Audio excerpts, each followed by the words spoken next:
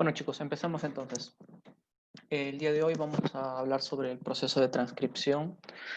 Este es más que todo un proceso funcional de la célula en la cual nosotros vamos a tener como finalidad producir lo que es las proteínas. Las proteínas como un producto final que nos van a poder permitir desarrollar diferentes tipos de funciones, por lo cual la célula tiene que emplear una serie de maquinaria enzimática utilizando como sustrato el ADN para poder finalmente sacar una copia de ARN. Entonces, esto es parte pues de un proceso en el cual nosotros utilizamos ADN, producimos ARN. Luego, un siguiente proceso es la traducción en la cual a partir del ARN nosotros vamos a llegar hacia la producción final de la proteína. Bueno, en realidad tenía que hacer, creo, una introducción de heterocromatina, ¿no? Me habían dicho que faltaba eso. Vamos a hacer entonces primero un esquema aquí de... Me olvidé de hacer la diapo, disculpen chicos, pero vamos a hacer acá una especie de resumen de lo que es la heterocromatina. Cuando nosotros hablamos en general de lo que es la cromatina, vamos a tener dos formas en la cual la podemos encontrar, ¿no? en el núcleo. Recordemos que la cromatina es la unión del ADN, ¿no? Más las histonas, ¿no? Más las histonas. El octámero de histonas, el conjunto de estos dos componentes me da la cromatina, ¿no? Y finalmente, bueno, estos se terminan empaquetando de tal manera que me van a formar la fibra de 30 nanómetros de diámetro. Entonces, esta cromatina yo la puedo tener de dos tipos, ¿no? La cromatina funcional se conoce como eucromatina, ¿no? Como eucromatina. Es aquella a partir de la cual yo puedo hacer un proceso de transcripción simple, puedo hacer incluso la replicación, ¿no?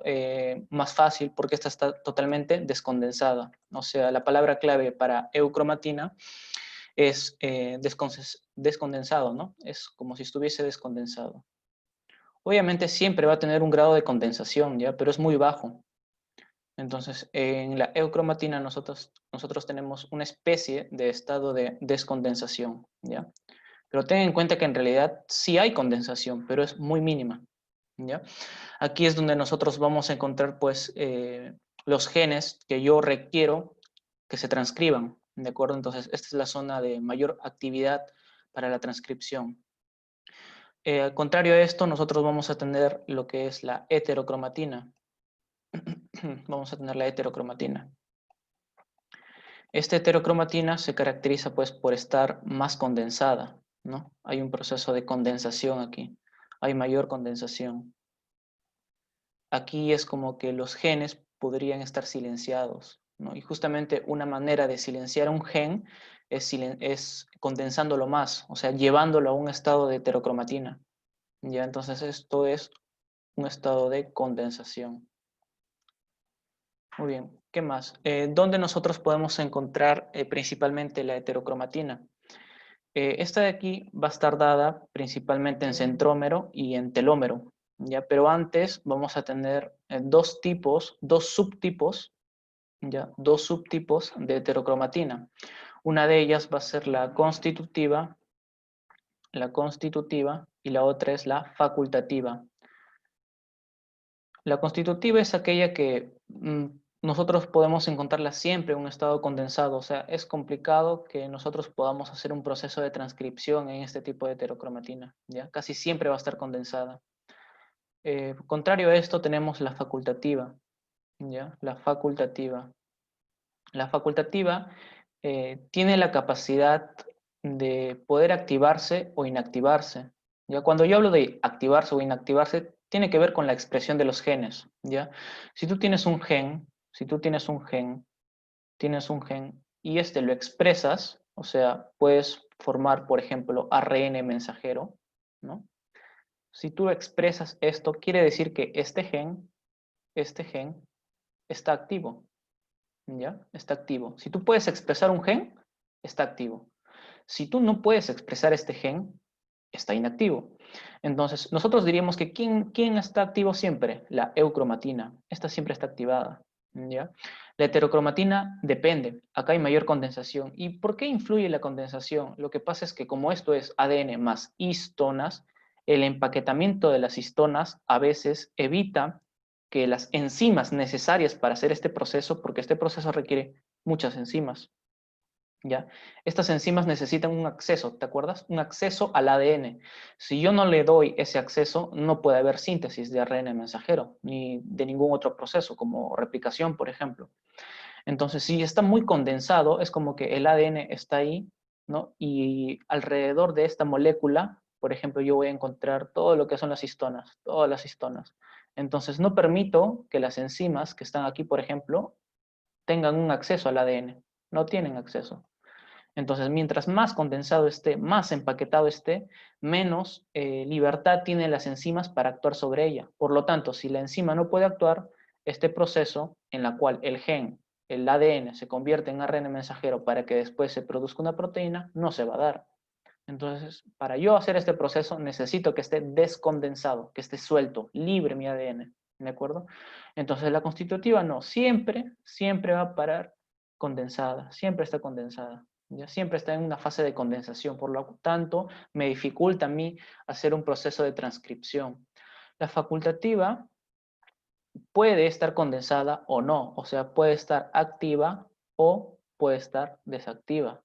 ¿Ya? Los genes que se encuentran en esa zona. O sea, esta de aquí tiene la posibilidad de poder expresarse. ¿Ya? La heterocromatina facultativa se fue descubriendo en lo que es el cromosoma X, ¿ya? En el cromosoma X. Pero esto solamente aplicaba en aquellas especies, bueno, en este caso en la mujer, ¿no? En la mujer. ¿Por qué? Porque la mujer tenía dos cromosomas X, de los cuales si yo quiero expresar un gen, solamente necesito un cromosoma X. O sea, sucedía que en la mujer, al tener sus dos cromosomas X, uno de ellos, uno de ellos, uno, se condensaba, y el otro estaba descondensado. Entonces tú dirías, ¿cuál voy a tomar para hacer la expresión de mis genes? Obviamente la forma descondensada. Y este se quedaba, pues, ¿no? Condensado. Esto, por ejemplo, ¿en qué parte del ciclo celular se encontraban? En interfase. Entonces, en interfase estaba condensado un cromosoma X, ¿ya? Por lo tanto, tú decías, ah, está inactivo, está en forma de heterocromatina. Entonces, pero tú dirías, si está en heterocromatina, quiere decir que yo no puedo hacer procesos como transcripción. Claro, al menos durante ese ciclo celular, este cromosoma no me servía. Pero la inactivación de los cromosomas era al azar, o sea, no es que sea un patrón en la cual tú digas, este siempre está descondensado y este está, claro, este está descondensado y este está condensado. No siempre era así. En otra situación, el que se condensaba, por ejemplo, era el otro y este quedaba descondensado. Entonces, iba variando dependiendo del ciclo celular, ¿de acuerdo? Si te das cuenta, este cromosoma en este ciclo celular estuvo condensado. En esta segunda situación estaba descondensado. O sea, pasa de un estado inactivo a un estado totalmente activo. Por lo tanto, tú podrías decir que hay situaciones en las cuales yo voy a poder expresar esos genes y otras en las que no voy a poder. Por lo tanto, ¿tú cómo le llamas? Es una heterocromatina de tipo facultativa. ¿Ya? Entonces, estos son los dos tipos principales de la heterocromatina según su clasificación pues, funcional, de acuerdo a qué tanto me pueden expresar genes. Sin embargo, yo también puedo clasificarlos según su localización en el cromosoma, ¿ya? Según su localización. Entonces, según la localización, yo voy a tener dos posibilidades. Es que estas de aquí principalmente se concentran en las zonas como centrómero y telómero. Entonces, voy a tener heterocromatina centromérica en el centrómero, obviamente, y voy a tener una heterocromatina telomérica, ¿ya? Telomérica. Entonces, estos son los tipos, pero según su localización, ¿ya? Y va variando. Va a variar, pues, obviamente, la composición de estas, ¿de acuerdo? El hecho de que sea heterocromatina implica algo, ¿ya? Implica algo, que aquí hay menor cantidad de genes, ¿ya? Menor cantidad de genes, claro, porque como esto casi siempre está inactivo, Si tú tuvieses genes, esos genes nunca se van a expresar. Entonces, por lo tanto, una característica de esta heterocromatina es que tiene poca cantidad de genes, mientras que la eucromatina tiene una alta cantidad de genes. ¿Ya? Esa es una diferencia también. Muy bien, entonces, ¿qué podemos hablar de la heterocromatina que se encuentra en el centrómero? ¿Ya? En el centrómero. Por ejemplo, esto ya lo hemos visto, me parece, en una clase. Lo que vamos a ver es que hay ciertas diferencias pues, de composición, tanto de ADN como de algunas proteínas que las están ayudando a empaquetarse. ¿Ya? Por ejemplo, en el centrómero lo que yo encontraba era mucho sobre secuencias de ADN satélite alfa. ¿Ya? Una de las composiciones de este tipo de heterocromatina es ADN satélite alfa. Ya este es uno de los componentes. ¿Qué más tenía yo? Obviamente proteínas, ¿no? Esas proteínas podrían ser histonas o no histónicas. En este caso, de las histonas, habían variantes. Entonces, recuerda ese cuadrito cuando hicimos la clase. Habían las variantes, las formas clásicas de las histonas, como la H2A, la H2B, H3 y H4. Sin embargo, dentro de todas las histonas, hay una forma muy frecuente en el centrómero. No sé si recordarás, a ver si te puedo responder tú solo. Es la CEMPA, ¿no? La CEMPA. La CEMPA.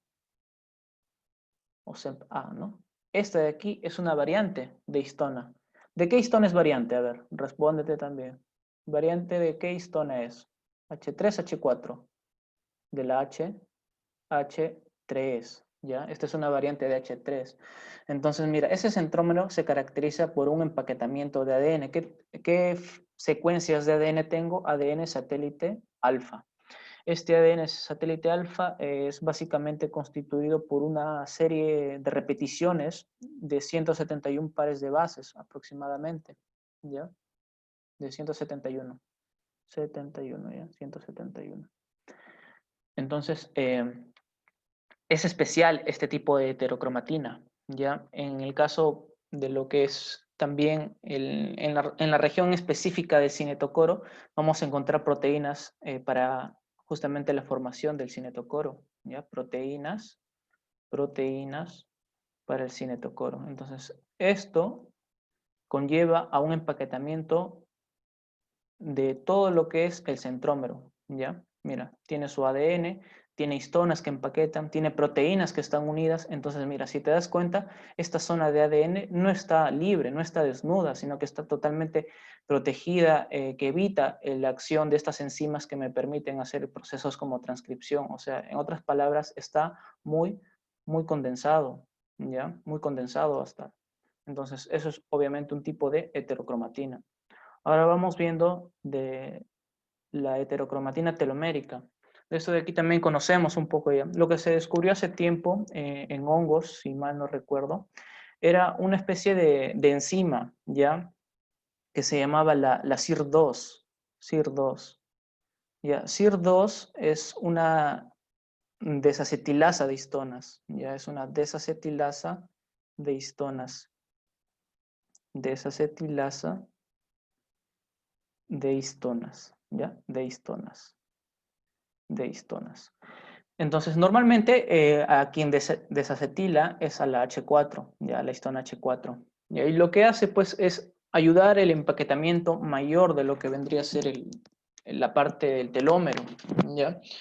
¿Qué más vamos a encontrar dentro de la región telomérica? Teníamos dos cadenas terminales, ¿no? Como es ADN, se supone que son dos hebras, pero había una que era más larga que la otra, ¿no? Eso sí lo debes recordar, porque en el proceso de replicación acá hay un proceso especial, ¿no? Para esta parte que sobresale. Pregunta, la cola que sale más de ADN, ¿qué extremo es? ¿3' o 5'? Entonces recuerda esto, la cola que sobresale más allá del límite de su complementaria es la de 3', ¿ya? ¿Qué más podemos decir? Para el proceso de la replicación requiere una enzima especial, ¿no? ¿Cómo se llamaba esa enzima? Sencillo, ¿no? Telomerasa. Es la telomerasa. La telomerasa es la enzima responsable de la parte final de la replicación de la cola que termina en 3', ¿ya? La telomerasa, que es una transcriptasa inversa, ¿no? Entonces, estas son las características principales, ¿no?, de lo que es el telómero, ¿ya? Estas son proteínas que están acompañando todo el ADN. O sea, tú tienes tu secuencia de ADN y por acá vas a encontrar, por ejemplo, proteína SIR2, ¿ya? Proteína SIR2. Estas proteínas SIR2, ¿qué es lo que están haciendo? Están desacetilando. ¿A quiénes desacetilan? A las histonas, principalmente a la histona H4, ¿ya? Pero todas estas zonas, todas estas regiones de heterocromatina se caracterizan ¿por qué? Por estar totalmente condensadas, ya no te olvides eso, están condensadas. Si están condensadas, ¿qué implican? Que su ADN está escondido, por así decirlo, ya está escondido. ¿Quién lo esconde? Las proteínas. ¿Qué tipo de histonas? ¿Qué tipo de proteínas? Las histonas principalmente. Y otras proteínas que no son histónicas. Por ejemplo, en el caso del centrómero, las proteínas del cinetocoro. ¿Qué otras proteínas no histónicas en el telómero? SIR2, por ejemplo. ¿Ya? Son proteínas que no son histonas, pero acompañan. Y de tal manera que todo esto conlleva a una mayor condensación. Por lo tanto, siempre van a estar en fase inactiva. ¿Ya? En fase inactiva. Muy bien, esto es un pequeño, entonces, resumen de lo que es la heterocromatina. Ya, ahora sí pasamos y continuamos con lo que es el proceso de transcripción. Muy bien, dentro de las generalidades, pues tenemos que va a ser un proceso en la cual tú vas a convertir el ADN, bueno, no lo conviertes, sino que a partir del ADN, o sea, este ADN es mi sustrato, por así decirlo, de las enzimas que van a intervenir en este proceso. A partir de este ADN, yo voy a tener mi producto. ¿Cuál es el producto final? El ARN. ¿Ya? Pero recordemos que este ARN puede ser de muchos tipos también. Los principales pues es el ARN mensajero, el ribosómico, el de transferencia, ¿no? Pero también tenemos el pequeño nuclear, el pequeño nucleolar, el intermediario, el micro, ¿de acuerdo? Entonces tenemos una serie de tipos de ARN, de ARN en general. ¿Ya? El proceso es transcripción. Esto implica pues que yo a partir de una sola hebra, por ejemplo, si yo tomo como hebra molde la de aquí, voy a tener como resultado su complementaria, o sea, la de arriba. Quiere decir que esta de aquí es prácticamente idéntica, con la excepción de ¿qué? De que voy a intercambiar un nucleótido, ¿no? En el caso del ADN, el nucleótido que yo utilizaba siempre era la timina, ¿no? Bueno, la base nitrogenada que yo encuentro ahí es la timina. Sin embargo, en el ARN, lo que yo voy a encontrar es el uracilo. Ya, esto lo sabemos desde pre. Timina solamente está en el ADN, uracilo solamente está en el ARN. ¿Y por qué se establece de esta manera? Ya lo hemos explicado en el video de replicación, ¿ya? Porque tiene su importancia de que se encuentre la timina en el ADN y el uracilo necesariamente en el ARN, ¿ya? Tiene su explicación. Bueno, entonces, prácticamente es la misma molécula con este pequeño cambio, ¿no? Con este pequeño cambio de base nitrogenada. Por lo tanto, es como que nosotros estamos transcribiendo, ¿no?, la misma estructura del gen que se encuentra en el ADN para convertirlo en un ARN. Ahora, este proceso involucra pues la activación de genes, ¿ya? Todo esto siempre se va a dar en un contexto de un gen, ¿ya? Nunca vamos a hablar de transcripción de un segmento que no sea gen. O sea, por lo menos tiene que haber un gen en todo lo que se va a transcribir. Obviamente también voy a encontrar yo zonas que no se transcriben, bueno, se transcriben, pero que no son genes. Por ejemplo, lo que corresponde a los intrones. Pero por lo menos yo tengo que tener un exón en toda la composición de lo que yo voy a transcribir.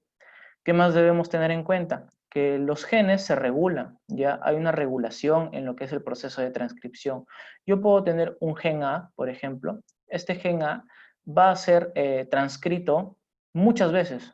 Por lo tanto, como resultado voy a tener muchísimas proteínas, ¿no? Primero, muchísimos ARN. Y luego, cuando haga traducción, voy a tener muchísimas proteínas. Pero mira, el hecho de que existan varios ARN mensajeros tiene que ver con un proceso de regulación que lo vamos a ver en otra clase, ¿ya? Puede haber un gen B que solamente se va a transcribir una vez. Y mira, solamente produce una molécula de ARN. Este se traduce y solamente tengo una proteína. Entonces, ¿qué implica esto? La regulación. ¿ya? Hay genes que se necesitan que se estén transcribiendo constantemente. Hay otros que no, que son muy situacionales, ¿ya? Y de eso depende también las enzimas que participan y las secuencias específicas que se encuentran en el ADN, ¿ya? Porque así como nosotros teníamos una zona de origen de replicación, ¿no? Recuerda el origen, la zona de origen de replicación, que es una secuencia especial de ADN, ¿no? Ya para la transcripción yo también voy a tener una secuencia especial. Imagínate que esta zona, ¿no? Del gen A tiene muchísimas zonas de origen de transcripción, por así decirlo, entre comillas, ¿ya? Porque no se llaman así. Si tiene muchas, quiere decir que va a haber un proceso de transcripción constante, pues, ¿no? Pero ¿qué pasa si en el gen B a las justas tengo una secuencia por ahí que se repite para poder hacer la transcripción? Entonces la transcripción es mucho menor aquí, ¿ya? Muy bien, ¿qué más debemos tener en cuenta? Que nosotros sacamos una copia de una hebra del ADN, ¿ya? Entonces quiere decir que, por ejemplo, aquí yo tengo el ADN original, ¿ya? Esta es la secuencia, una hebra del ADN. Y a partir de esa hebra de ADN, yo le voy a comenzar a agregar encima de esta hebra ribonucleótidos, ¿ya? Ribonucleótidos. O sea, lo de abajo es un desoxirribonucleótido. Arriba tenemos ribonucleótido, ¿ya? Y si te das cuenta, mira que se está generando puentes de hidrógeno. Claro, en este caso, como yo ya no voy a encontrar timina, va a haber uracilo. El uracilo se va a complementar con la adenina, ¿ya? Pero esta unión es transitoria, ¿ya? Es transitoria, es temporal, ¿ya? Es transitoria, no dura mucho, ¿ya? Es transitoria. No hay una buena estabilidad en este tipo de uniones, ¿ya?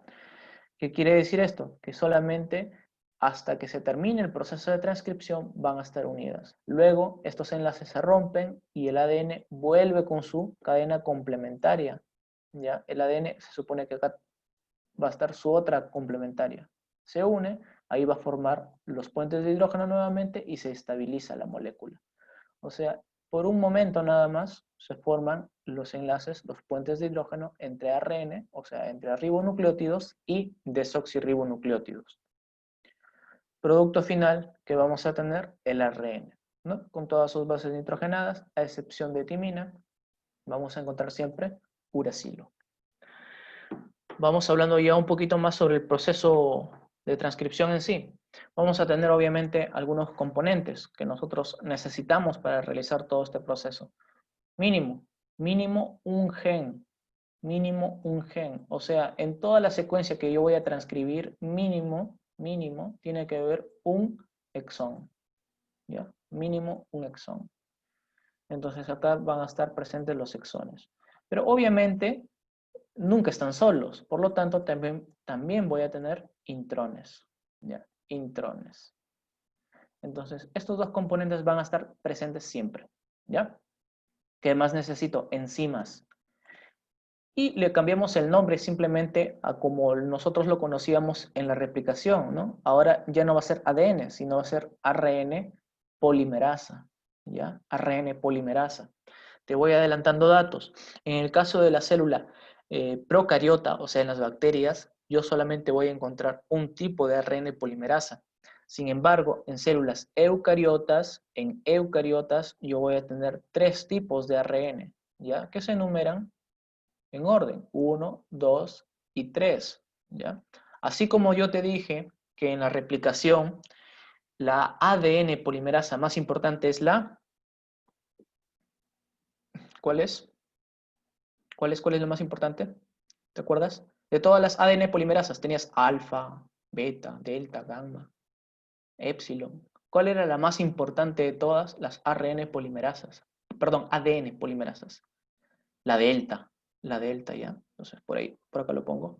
Ya, en el caso de replicación, la delta era la más importante, ¿ya? En el caso de la transcripción, la más importante va a ser la ARN polimerasa 2, ¿ya? Entonces, no te olvides, ya son datos puntuales. En la replicación, la más importante de todas es la delta. En la transcripción es la ARN polimerasa de tipo 2, ¿ya? ¿Qué más necesitamos? Otros factores proteicos que no necesariamente van a ser enzimas, En algunos casos sí, en otras no. Por ejemplo, para el inicio necesitamos unos factores que nos van a ayudar, ya los factores de transcripción, para que el ARN, porque se supone que yo pongo un ribonucleótido, luego le agrego otro ribonucleótido, luego le agrego otro. Entonces, ¿qué estoy haciendo? Estoy alargando la cadena. ¿Cómo se llama eso? Elongación. Necesito también mis factores de elongación. Acá tenemos un ejemplo. Ya lo vamos a ver cómo funcionan cada uno de ellos. Necesitamos proteínas para maduración. Ya, recuerda que, por ejemplo, en el ARN mensajero tú produces un pre-ARN mensajero, ¿ya? Y en general, este siempre se tiene que modificar.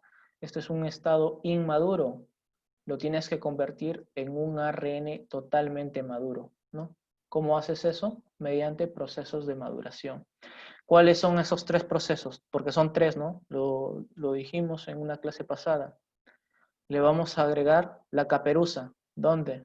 En 5'. En el extremo 5' siempre va el cap o la caperuza. ¿Qué más le vamos a hacer? El splicing, que vamos a cortar, ¿no? Los segmentos de intrones que no me sirven, los voy a cortar. Mira, estos de aquí, para afuera, se van. ¿Mediante qué proceso? El splicing. ¿Qué más tengo que hacer? Ya le hice en el 5'. ¿Qué le voy a hacer en el 3'? Poliadenilación. La polía, ¿no? La colita de polía. La polía.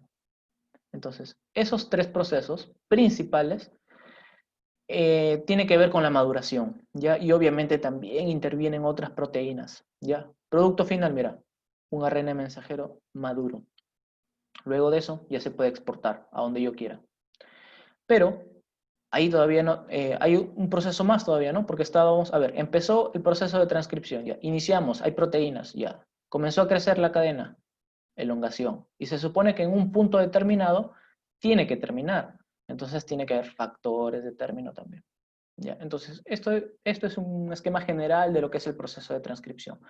Ya vamos viendo que hay un inicio, una elongación y hay un término. Pero no olvidar que también hay un proceso de maduración. El proceso es muy sencillo en procariotas. Mira, en procariotas, al toque nada más, un solo paso, ya tienes tú el ARN mensajero.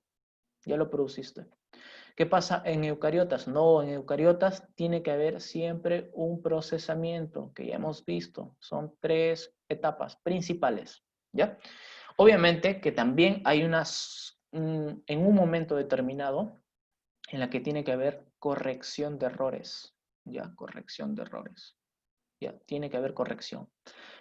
Pero los errores que se puedan dar en el proceso de transcripción no son tan importantes como los que se dan en la replicación. Recuerda que en la replicación esos genes que se pueden alterar van a ser heredados a las células hijas. En cambio, en el proceso de transcripción, si tú te equivocaste en algo, a lo mucho la proteína es defectuosa. Bueno, y si no te sirve, produces otra vez tu transcripción para producir otra vez la proteína, ¿ya?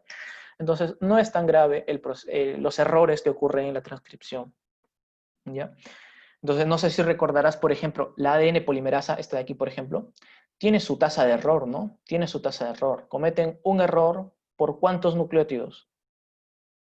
Por cada 10 a la 10 de nucleótidos que han puesto, o sea, mira, ellos ponen 10 a la 10 nucleótidos, ¿ya? Han puesto esos de ahí.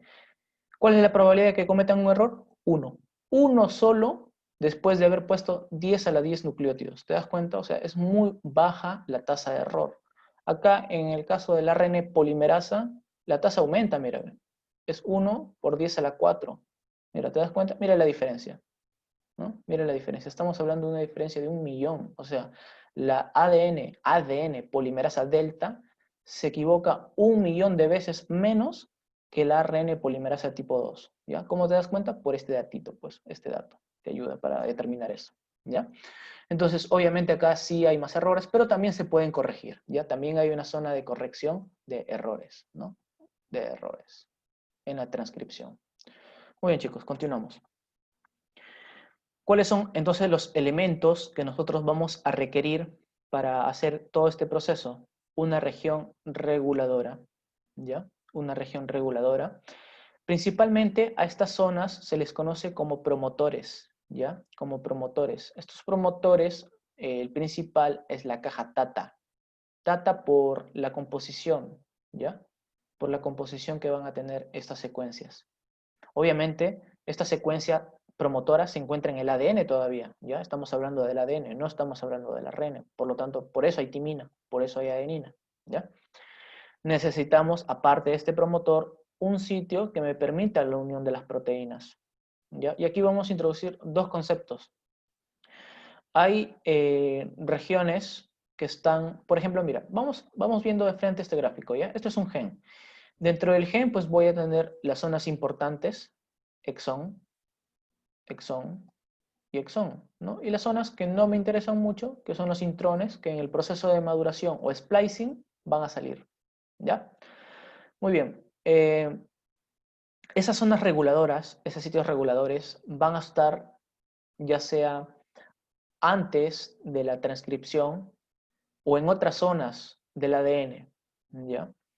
Antes de que yo pueda hacer la transcripción, mira, yo normalmente debería transcribir todo esto, ¿no? Hasta el último exón. O sea, yo debería poder transcribir esto, toda esta parte, debería poder transcribirlo. Pero para empezar necesito una región antes de todo esto. ¿Cómo se llama esa región? Región promotora. Esta región promotora me permite que se puedan unir, ¿ya? Que se puedan unir todas las proteínas que yo necesito para que ocurra el proceso, ¿ya? Entonces, ¿qué es la región promotora? Es la secuencia específica, ¿ya? Del ADN donde yo voy a poder iniciar el proceso de transcripción, ¿ya? ¿Qué es el promotor? Es una secuencia específica de ADN que me va a permitir iniciar la transcripción. Es como si fuese el origen de la replicación, ¿ya? Como si fuese el origen de replicación. Pero hay secuencias de ADN, mira, escucha, siempre son secuencias de ADN específicas que me permiten controlar este proceso, ¿ya? Entonces, por ejemplo, aquí tengo aquellos que son proximales. Están ahí nada más, mira, promotor, acá nada más está esta secuencia reguladora, ¿ya? Generalmente a eso se le conoce como los reguladores cis, ¿ya? Reguladores cis. ¿Y qué más decimos? Todo aquello, ¿ya? Todo aquello que esté antes del proceso de transcripción. Mira, la transcripción iniciaría en este punto, ¿no? Vamos a cambiar de color. La transcripción iniciaría en este punto, mira. En este punto iniciaría la transcripción. Y para allá, ¿no? Todo eso sería el proceso de transcripción, ¿ya? El proceso de transcripción. Pero antes hay secuencias que están regulándolas. Las que están inmediatamente al lado del promotor, por ejemplo, son las secuencias cis, ¿ya? Pero tengo otras que están más alejadas, ¿ya? Todo aquello que está antes de la secuencia, del inicio de la transcripción, se llama upstream, ¿ya? O zonas reguladores corriente arriba, ¿ya? Zonas reguladoras corriente arriba, o upstream, ¿ya? Si es que estuviese después, serían downstream, ¿ya? Downstream, o secuencias de río abajo, ¿ya? Mira, downstream, secuencias de río abajo, ¿ya, chicos? Aquello que está más alejado, mira, muchísimo más alejado, estas dos barritas que te ponen aquí, es como que hay mucha distancia, muchos kilobases, diferencia entre estas regiones de upstream y del promotor, ¿ya? Estas zonas que también están regulando, pero de manera más distante, se les conoce como las regiones trans, ¿ya? Y el ejemplo principal de reguladores a distancia, ¿ya? El ejemplo principal son los enhancer, ¿ya? Los enhancer. ¿Qué son los enhancer? Son secuencias reguladoras a distancia, ¿ya? ¿Reguladoras de qué? Del proceso de transcripción. Entonces aquí vamos a tener pues esos enhancers que también se llaman realzadores, ¿ya? Los enhancers o realzadores. Pero así como tenemos aquello que va a promover, o sea, esto de aquí está a favor, ¿ya? Está a favor, positivo, está a favor. Yo también voy a encontrar secuencias que están en contra, ¿ya? Que van a tener un efecto negativo. ¿Cómo se llaman esos? Los silenciadores, ¿ya? Los silenciadores, ¿ya? Que están aquí, silenciadores. Entonces, todo este proceso está regulado, ¿ya? Hay, obviamente, regulación inmediata, proximal, en el caso de los elementos, de los componentes cis, y aquellos que están un poco más alejados, ¿ya? ¿Quiénes son principalmente? Los enhancer, ¿ya? O realzadores. Ellos también regulan este proceso, pero a distancia. Muy bien. Entonces, ese promotor, esa zona, también tiene que tener una zona específica donde puedan unirse todas las proteínas. A eso se llama sitio de inicio de la transcripción, ¿ya?